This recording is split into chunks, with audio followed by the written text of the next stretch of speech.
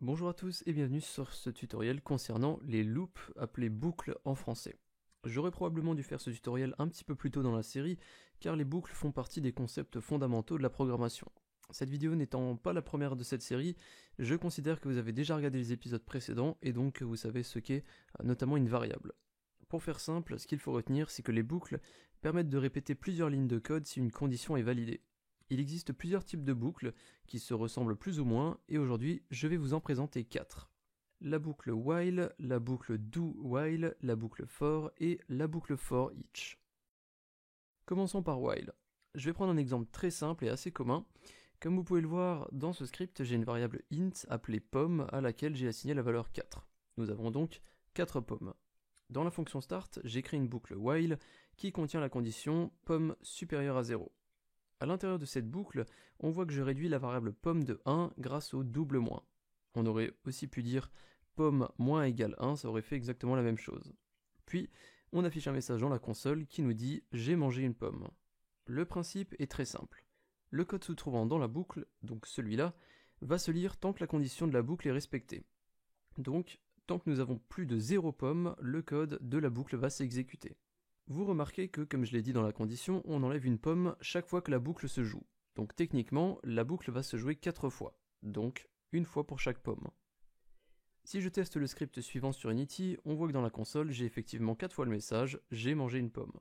La boucle while est probablement celle que vous utiliserez le plus. C'est la plus simple et aussi la plus courte. Elle prend très peu de paramètres. Parlons maintenant de la boucle do while.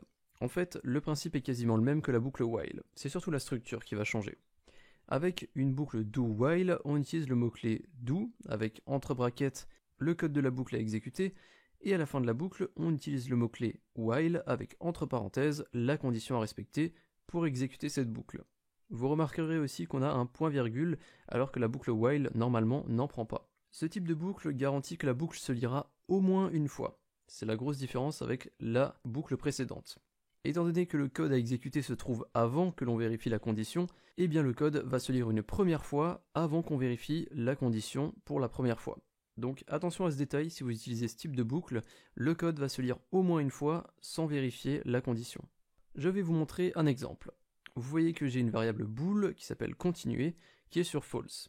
J'ai ma boucle qui va exécuter le code se trouvant dans do, puis qui va vérifier la condition. Vous voyez que j'ai bien spécifié que cette boucle doit continuer uniquement si continuer est sur true. Si je teste mon script, vous pouvez voir dans la console que mon hello world a bien été inscrit une fois, ce qui signifie que ma boucle a été lue avant la vérification, parce que si on avait vérifié avant, ce hello world ne serait jamais apparu dans la console. La condition est donc prise en compte qu'après une première lecture de la boucle. Passons maintenant à la boucle for. Celle-là fonctionne pareil que la boucle while. La seule chose qui change, ça va être la syntaxe.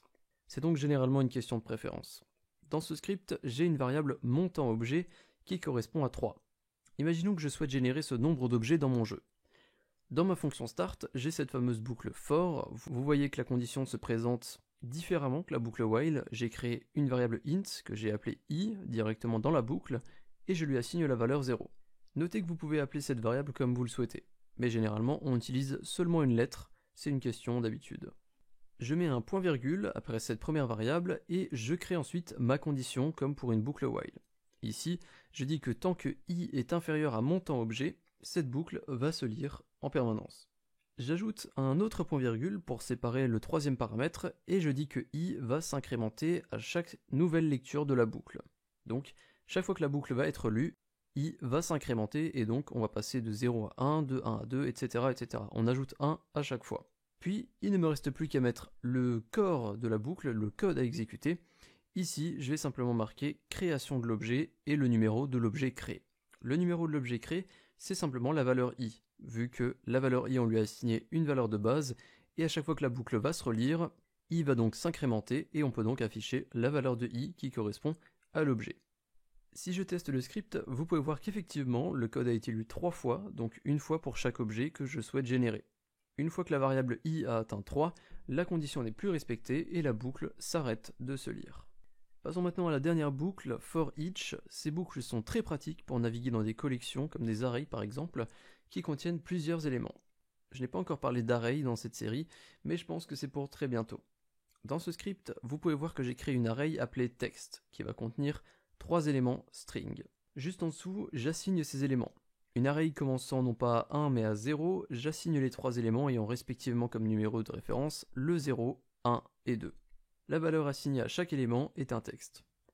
Puis nous retrouvons notre boucle for each qui en français veut dire pour chaque. Donc pour chaque item de type string, dans la variable text, on effectue le code de la boucle.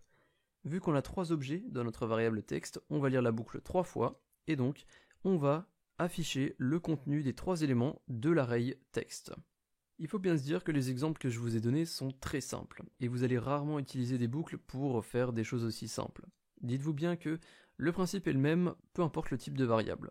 Si vous stockez des GameObjects par exemple, vous pourrez, via une boucle, effectuer une action pour chaque objet, comme lui ajouter un component ou en modifier un, ajouter des valeurs, modifier des valeurs, bref, vous pouvez faire plein de choses. Les boucles permettent donc de vous simplifier la vie en lisant plusieurs lignes de code autant de fois que nécessaire. Ça vous évite aussi de devoir faire une référence à plusieurs objets semblables. Il vous suffit de tous les stocker dans une variable, puis de créer une boucle effectuant l'action souhaitée pour chaque objet. J'utilise beaucoup de boucles dans mes projets personnels, mais je n'en ai que très rarement utilisé sur cette chaîne. Le meilleur exemple que je puisse donner, et aussi le plus récent, c'est un exemple issu de la série RPG. Dans l'épisode 18 de cette série, j'ai ajouté un système pour acheter des objets à un marchand. Pour pouvoir acheter un objet, 2 conditions importantes doivent être réunies. Le joueur doit avoir assez d'argent, mais il doit aussi avoir de la place dans son inventaire. Pour mettre en place ce système et vérifier que le joueur a au moins une place dans l'inventaire, j'ai créé une boucle qui va récupérer tous les slots du joueur et qui va vérifier pour chacun d'entre eux s'il contient un objet.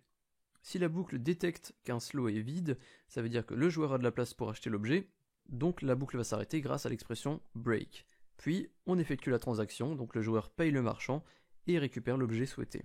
Si au contraire la boucle a vérifié tous les slots et qu'on s'aperçoit qu'aucun d'entre eux n'est vide, alors on affiche un message dans la console pour dire que la transaction n'est pas possible et que donc cette dernière est annulée. Le joueur ne paye donc pas le marchand et ne récupérera pas d'objet.